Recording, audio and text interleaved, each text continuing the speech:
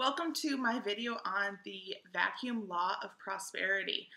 So the vacuum law of prosperity is another one of the rules of the universe, much like the law of attraction. However, I think that the vacuum law is much cooler and much more fun to use. And so, yeah, that's why I want to tell you about it today, because it's a really cool one, and it's kind of sad that it's not as well known. So let's dive on in. For those of us that have grown up in the Christian faith, we've heard the phrase, if you build it, they will come. That pretty much sums up the vacuum law.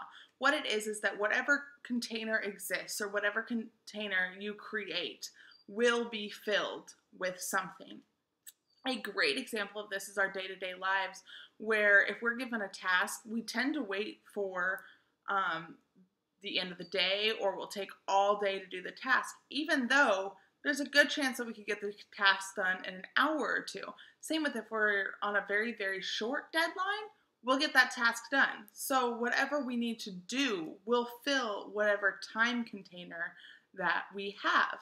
Also, for those of us who have worked in serving, and we have money coming to us kind of in random amounts, a lot of times, I know this happened for myself and my sister, we go into work, we need to make the exact amount of our car payment or our rent payment or a part of that, whatever we have left. And there's several times that you walk away with that exact amount down to the dollar.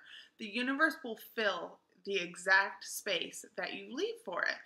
And so some of the ways that you can use this tool, because it's a really awesome tool to use, is to create a space or a container for whatever it is that you are trying to bring into your life. Another really cool example from my own life is when I first started trying to downsize my stuff. If any of you have talked to me about my financial history, I at one point had 100 pairs of shoes, probably more than 100 pairs of shoes, and couldn't pay my rent. My clothing closet looked much the same. And I finally reached a point where I was overhauling my mental thoughts and overhauling my life, really. And I started to get rid of a lot of these clothes, rid of a lot of these shoes. Because hoarding like that comes from a place of lack. It comes from a place of not knowing when you're going to be able to get these things again, or if you're ever going to be able to get those things. And so people who have extremely big closets like that but are lacking in other areas of their life are hoarding their clothes. They're hoarding their things. And it's coming from a place of less than, or a place of not having. And so when I started to go through my closet and started to get rid of those things, my best friend actually, she worked at a thrift store at the time, she would end up bringing me bags and bags of clothes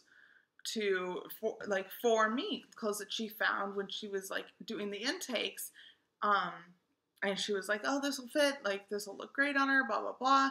And so I actually ended up with just as much, if not more, clothes as I was constantly giving away. As I was constantly going through these things and getting rid of them, I ended up with just as many things, because the universe, I had that space, I had that closet space, and the universe helped me fill it.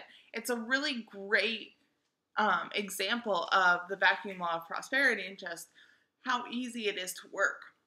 And so another way that we can use this is to think of other containers in our lives that we can, have filled.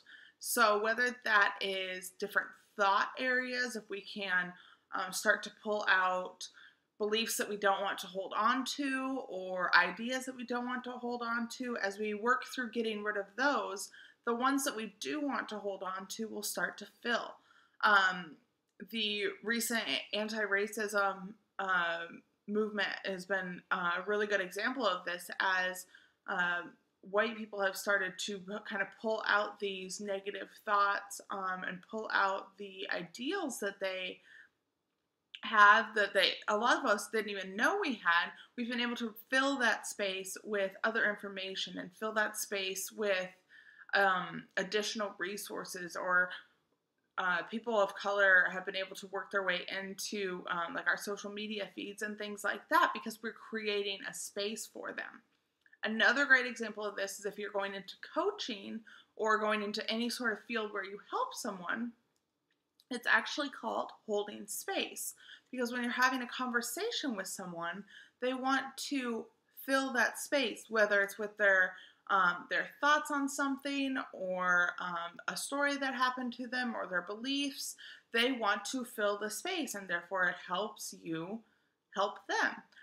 So there's some really great tools that we can use through this law to really start creating change. Another example of how this one works is financially if you write abundance checks. So an abundance check comes from the universe, and when you initially write it, right, there's no funds to back that. You write it for a specific amount, and there initially aren't any funds to back that.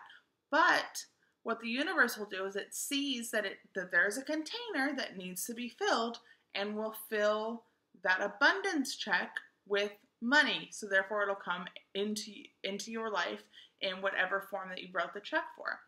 So there's some really awesome sides of this theory and this practice, and I really have enjoyed using it because I feel like it's a little bit more tangible than the law of abundance, but it works just as well and it works just as easily.